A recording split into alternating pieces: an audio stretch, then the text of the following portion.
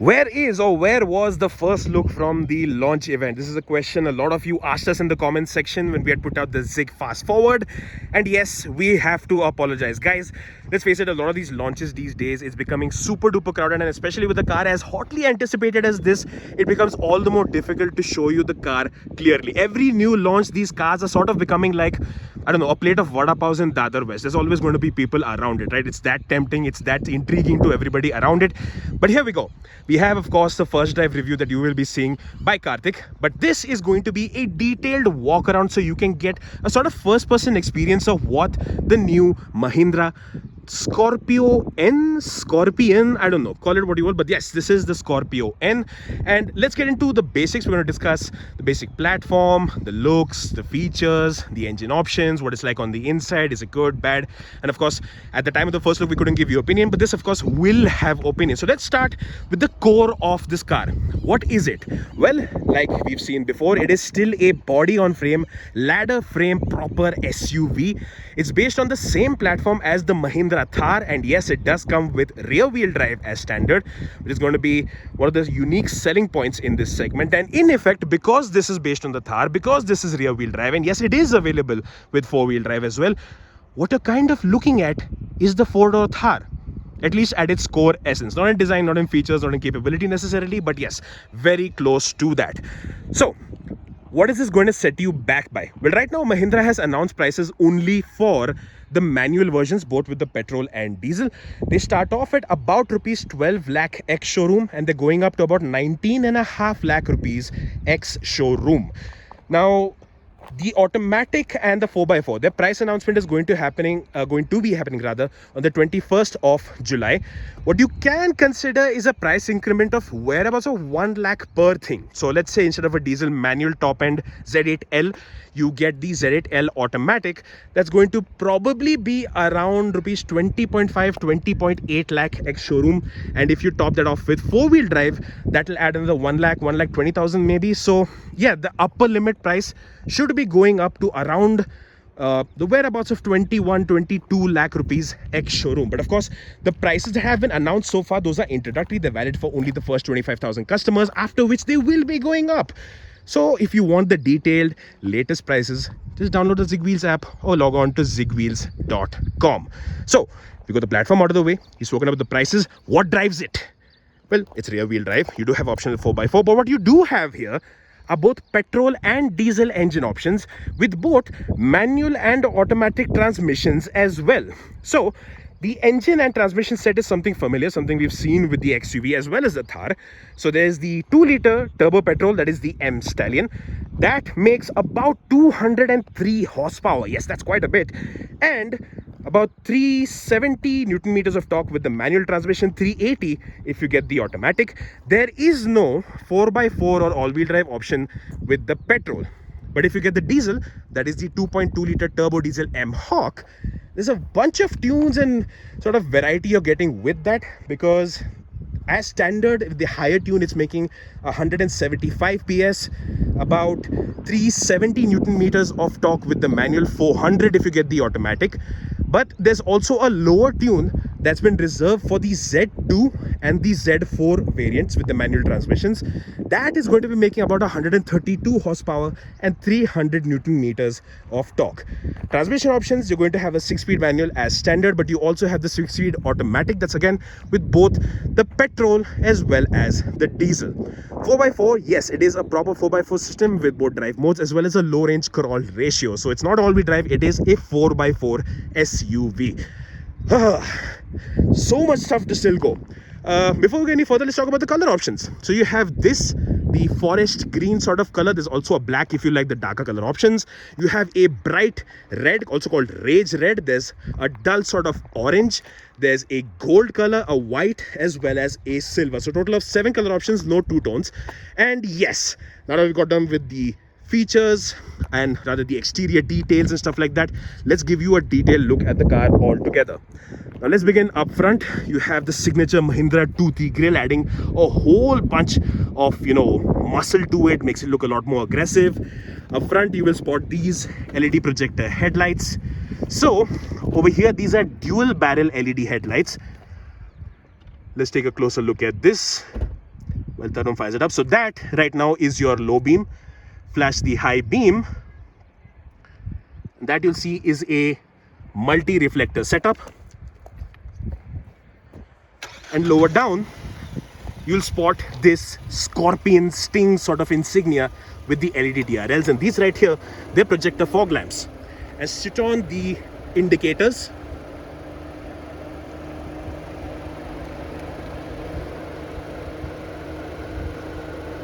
Hang on for a second. Switch on the indicator. There we go. Dynamic turn indicators. Something really cool over there as well. Now as we jump to the side profile, you'll find that this is quite a large car. How big is it though? Well, in comparison to something like the XUV, the Innova, Fortuner, all of those cars, it's shorter in terms of length.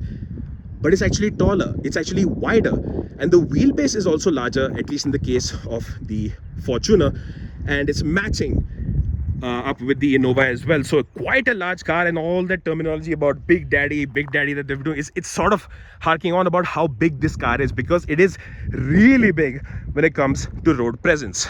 So apart from that Scorpion insignia that you saw with the LED DRLs, you also saw that here with the chrome window lining.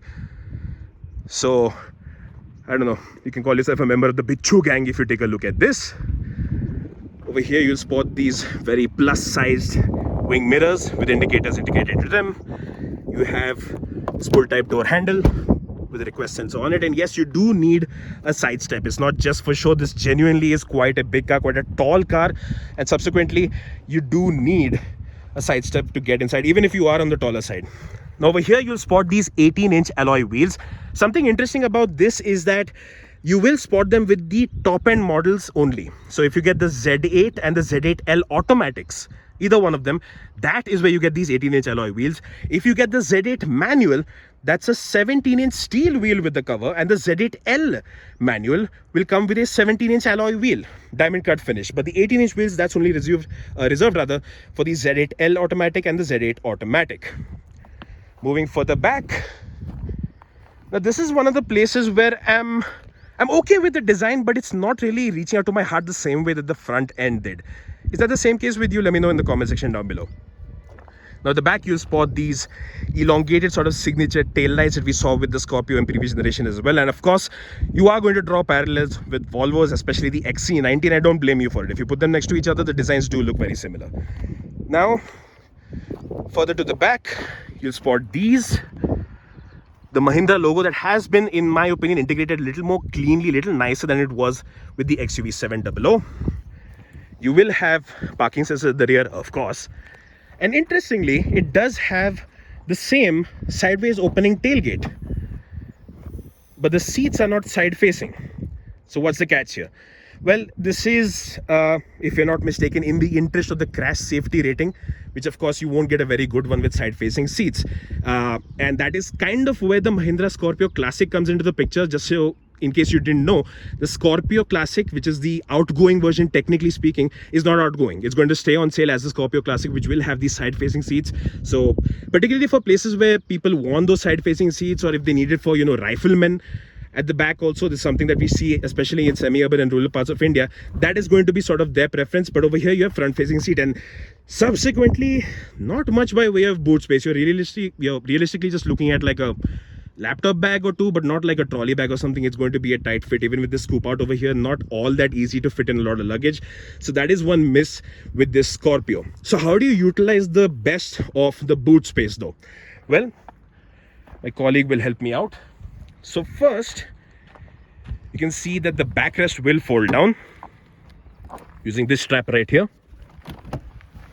And then if you need to fold it up, you hang on to this and you pull it up. So it's not flush fitting into the boot floor entirely. It does take up about maybe 1/3 of the usable boot space. We don't have figures for it yet, but yeah, this thing is going to be, I mean, with this seat folded up, yes, the boot space is decent. Nothing out of this world or extravagant, but it is decent. And it can, get in like airport size suitcases and all, should not be a problem.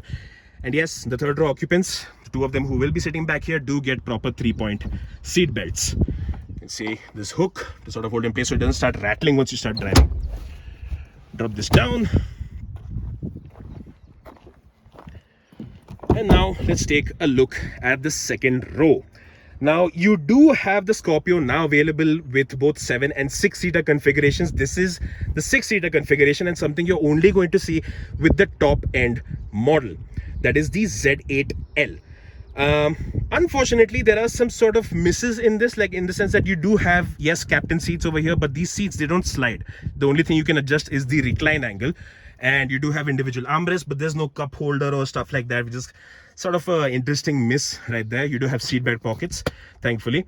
What I'll do now is give you a quick look at the third row. So you do have the one-touch tumble function on the left-hand side. I'll just pull up the armrest. I think I need a little help with this, not a one-man job, but it's a one-hand job. Giggity. Okay, there we go. I think we'll need to fold this in a little bit further. There we go. So Tarun, Tarun, what's your height?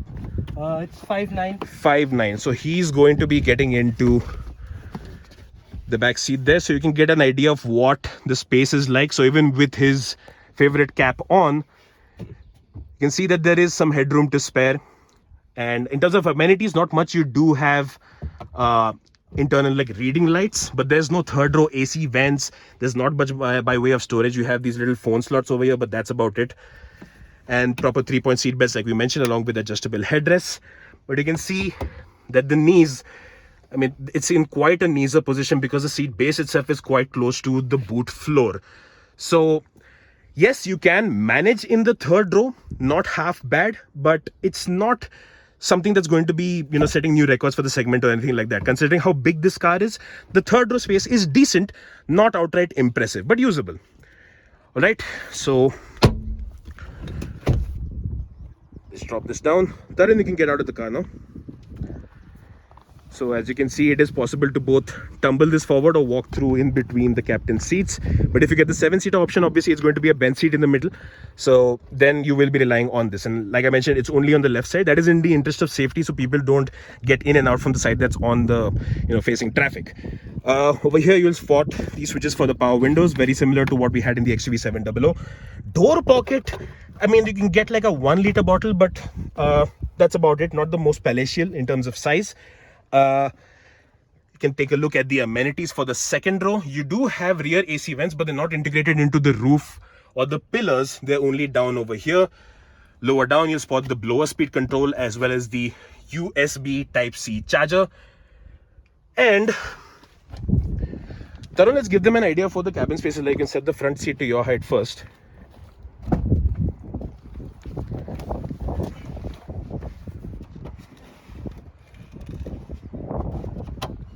There we go. The front seat set as per someone who is 5'8", 5'9", sort of representative of the average tall Indian. And back here, you can take a look that the knee room is generous, which does sort of, you know, implore you to ask, like, why did they miss out on, you know, offering slide adjustment for the second row? Because that would have made the flexibility for the third row so much better. It would have made this a much better third row experience, offering more space for people who are seated back there. And there is definitely potential. You can see it's not like it's lacking for space here, even with somebody who's 5'8" in the front seat. So yeah, comfortable second row, good amount of headroom, rear AC vents, decent amount of amenities. But yeah, slide adjustment for the second row. This is something that they've missed out on, which would have really helped the people who would be sitting back here. And as you can see, apart from not having rear AC vents in the third row, you also don't have an openable window. So people might just end up feeling a little bit claustrophobic. Thankfully, this is a large glass area, so should control that to some extent. So now we've had a look at the second row. Let's jump into the driver's seat. So you have this perforated leatherette upholstery, this chocolate brown finish contrasted by black, very premium. It looks a lot more upmarket than before, but still, since this is an old school SUV, you can see that, you know, the dashboard has that sort of flat edge. The distance from the windshield to where the driver will be sitting, it's not that much. You're sitting very close to the windshield, so you have that tall and commanding driving position as well. And you don't have stuff like ventilated seats, but you do have electric adjustment for the driver's seat. This is 6-way adjustment, so it's back and forth, height as well as the backrest. This right here is the lumbar adjustment, which is going to be manual. Over here you'll spot the start stop button.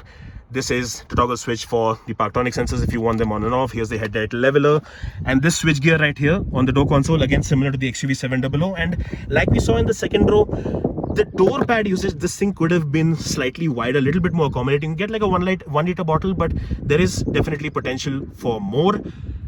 And especially since you're sitting quite tall, it might become a little bit of a reach to get down to those door pockets as well. I quickly jump inside now and give you a look at the interior. Now, the first thing that you're going to notice is just how tall this driving position is, because even with the driver's seat height set to its lowest setting, you are sitting very tall. In a way, this is reminiscent of what we had come to expect with the original Tata Safari. We are sitting very high up, the steering is sort of below you even with its tallest setting. You're sitting in line with the bonnet line, so very commanding, very great view of the road ahead. So if you want that commanding muscular driving position, for sure you're going to get that with this car. Unfortunately, steering only adjusts for tilt though, and definitely reach adjustment is something that would have been welcome, especially for somebody who's on the taller side. You might have to set the seat further back like I do. So let's get into the part digital instrument cluster. You can see that there's analog rev counter, there's the fuel and engine temperature display, outside temperature display, the time, which is not correct, it's not 1:58 a.m. There's the analog speedometer, and over here in the MID you'll see a whole bunch of displays. So right now the tire position indicator, definitely a very, very useful feature. And further down over here you'll spot the switches for the cruise control system, and this right here is what you control the MID by. So if I tap this once, it'll get me into the main menu, and there you can see the different options. So there's drive info, there's fuel info, digital speedometer. If I just click this once, that'll get me into this menu. It's a slight bit of a delay. It's a very beautiful looking system, but could have been a little bit quicker with the MID sort of displays changing, and it's similar to the XUV 700 in that way. So I'll tap again, hit vehicle info. There we go. And as you can see, you have a proper highline tire pressure monitoring system, which will give you the actual pressure displays. It's not just a tire pressure warning.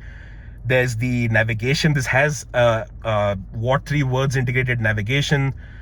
Let's jump into furthermore with the settings, another display, alert history, drive info. There's going to be so very detailed and very informative driver information system. The navigation also sort of connects with this, so you can get navigation inputs over there. So we've taken a look at this. Over here you'll spot the headlamp console. Yes, you do have the auto function. Over here you'll spot the wiper stock. Look at me forgetting the basic words, car terminologies. It's kind of hot today. Sun visor for the driver, no vanity mirror, no light of any sort, but you do have both for the passenger side. Yes, there is a sunroof. That's for the sunglasses. Over here, this is the sunroof control rather. And it's not a panoramic sunroof, but it is one of the widest sunroofs in the segments as per Mahindra's claims. Now, further along, we'll take a look at the other features that you get here. So there is the 12 speakers Sony music system. So you will have speakers over here integrated into the doors, and you also have these roof integrated speakers for that true surround sound effect. You have this 8-inch touchscreen infotainment system. You do have Android Auto and Apple CarPlay available with all the variants from the Z4 and up. Certain variants will have them, the top of high-end variants rather, they will have it with the wireless Android Auto and Apple CarPlay, but other variants or the lower variants with the Z4 and Z6, I believe, it is going to be wired, but you still have Android Auto and Apple CarPlay connectivity. Any flickering you see is just going to be a function of the frame rate of the camera. It's not the infotainment system itself. So you'll see a wide range of displays over here, very clean to use so far. We've not encountered any glitches so far, but we're going to spend a little bit more time to get to know the system more thoroughly. Further down, you'll spot these sort of shortcuts. So you have the volume knob over here, the tuner here, different music options, call, home, going back, settings, favorites, and you do have dual zone climate control up front, which is a very interesting touch. The different AC controls over here. This is the SOS button with the connected car tech. This is the auto start stop, hazard, traction control, and hill descent control. Interestingly, you do have a front camera, not a 360-degree camera, but if I tap that, you can see that this is the frontal view of the car, something that will come in handy off-roading for sure. especially because you're sitting quite higher, but it'll also come in handy in parking lots where you may have sort of curbs that are difficult to spot from this tall driving position. And similarly, you can take a look at the rear camera view as well. Just tap this and go into reverse. So dynamic guidelines both in the front and back, but with both these cameras what you've seen is that there is a fair amount of lag. So this is something we're hopefully going to see fixed with the customer vehicles. It's not the most smooth rear camera, very laggy in that sense. Not something we're seeing with the touchscreen infotainment, but the camera feed could have been better. Now, to go along with your wireless Android Auto and Apple CarPlay, you do have a wireless phone charger. You'll spot that there is a USB HDMI input over there, along with a USB fast charger type A. Over here, you'll spot the transmission lever, and over here, you will spot 2 cup holders. Now, this is what you're going to get with the rear wheel drive versions. If you get the 4x4, this slot over here is going to be taken up by the different terrain modes, the shift on the fly 4x4 system. Traditional pull type handbrake, mechanical handbrake. You do have a slot to keep the key and maybe a wallet or some knickknacks over here. This could have been a little bit deeper, but that is where the rear AC vent console is as well. You do have grab handles on either side for access to the interior, making it a little bit easier because this is quite a tall car. Spot the glove box over here. Yes, it is cooled. Not the deepest glove box, but you can manage basic documentation and stuff like that. And I do wish this quality of this thing was a little bit better. So that is the long and short of the Mahindra Scorpio N. Now the drive experience, that is something you're going to get a more detailed view of with the first drive review itself. Not something I can do handheld, but what you need to know is that the powertrain options, as we've seen with other Mahindra cars that have the similar sort of range, really good, very smooth, great performance, great refinement, very enjoyable to drive options in general. And even the ride and handling behavior is so much more mature now. The steering is as urban friendly as you can imagine, so it might be gargantuan to look at, but it's no more difficult to maneuver or sort of handle than a regular compact sedan or compact SUV for that matter. So a lot more friendly to drive, a lot easier to drive, a lot more enjoyable to drive, and a lot more mature and sophisticated in how it handles and behaves in general. Great list of features, and overall, yes, it is a massive improvement from the Scorpio, the previous generation of it, as you'd expect it to be. Some gaps still need to be filled in. Certain things I think that can really help this package become really great, and particularly one of them would be second row slide adjustment, just to make that third row so much more usable. But overall, a fantastic improvement. Great job by Mahindra. A great true blue SUV. You can get it with rear wheel drive, four wheel drive, automatic, manual, petrol, whatever it is. Great range available over here, and like we said, deliveries will be starting around the festive season. Prices for the automatic and 4x4 will be coming out on the 21st of July. Let's wait and see what the waiting periods are like. So this was a detailed look at the Mahindra Scorpio N. If you have any further questions, do not hesitate to drop them in the comment section down below. But I have been talking non-stop now for about 24 minutes. Come on guys, give us a subscribe if you have not already. Hit like, share this video too. And if you like more detailed videos like this, let us know in the comment section down below. Thanks for watching.